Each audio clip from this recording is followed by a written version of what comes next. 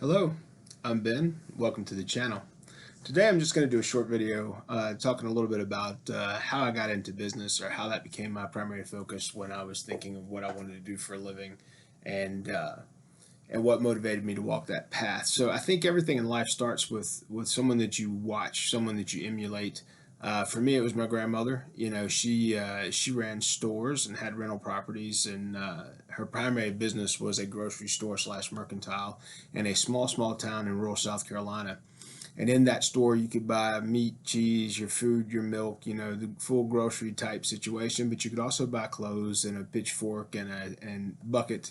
She had everything that you would need in a rural situation.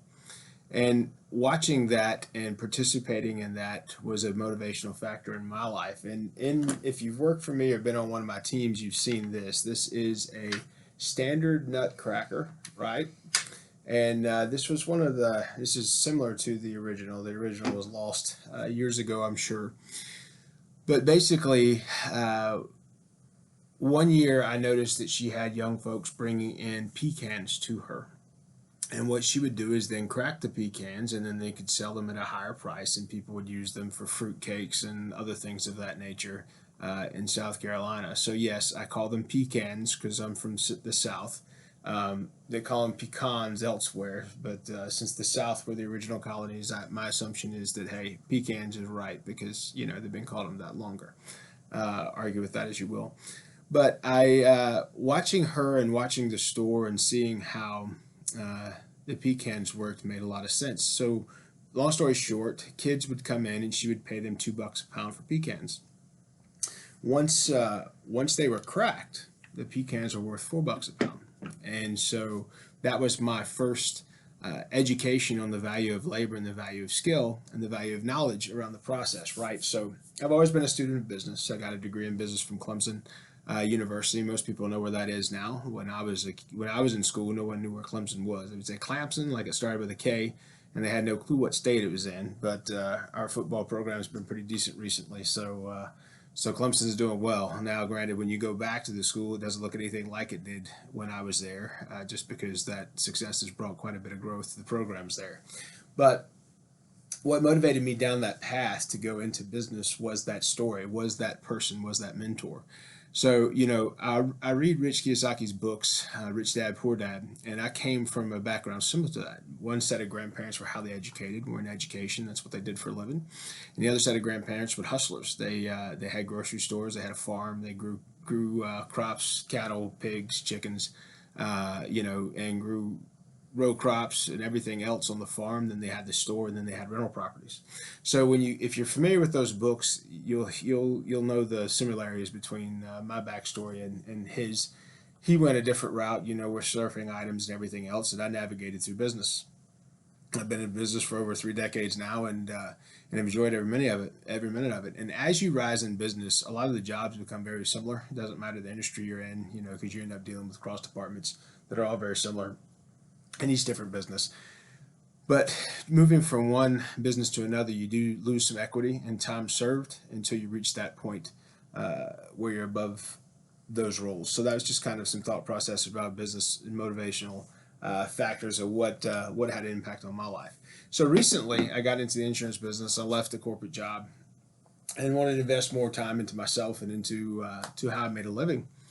And in the business I'm in, it's very rough on folks because they get into that. A lot of times part time. A lot of people use insurance and finance as a part time hustle, which is a fair shake. It's something to try before you jump. But ultimately, if you don't jump and you don't dedicate the time to that specific business, it's going to be hard to move forward. Something that you kind of almost have to do full time to have a mentality around consistency of process. And I look at my board. I have a board on the wall that basically marks what I've done each day for my businesses and how I feel that day's going. And so I read this book, Steve Harvey's Jump, and he actually put a poem in the back of it that kind of resonated with me. I read this once before. I don't remember where it was, but this is some strong words and sentiment for those folks that are in a spot where they're selling around quitting, or do I do something different? And the title is Don't Quit.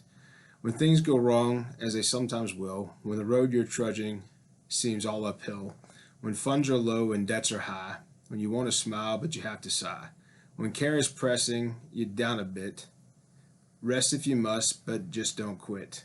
Life is queer with its twists and turns, as every one of us will sometimes learn, and many a fellow turns about when he might have won had he stuck it out. Don't give up, though the pace seems slow. You may succeed with another blow. Often the goal is nearer than it seems to faint a faltering man.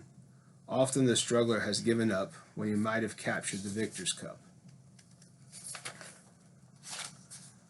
Turn the page here.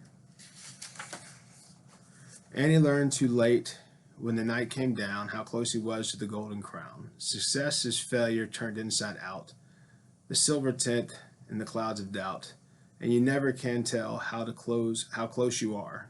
It might be near when it seems far. So stick to the fight when your heart is hit.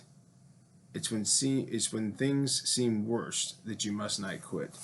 He says that that's anonymous. I actually think I do know who the author of that is. I'll have to dig out that book and see if I can find that. But here's the point I want to make.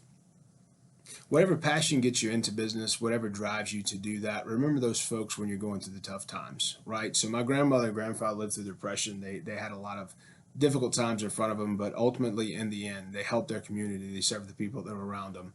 And in doing so, they found success in what they did and success for themselves.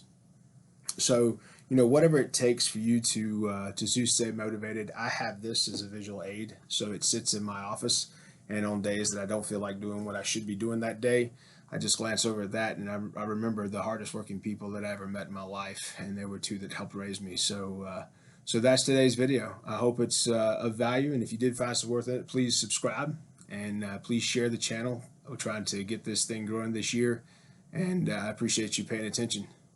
Be good.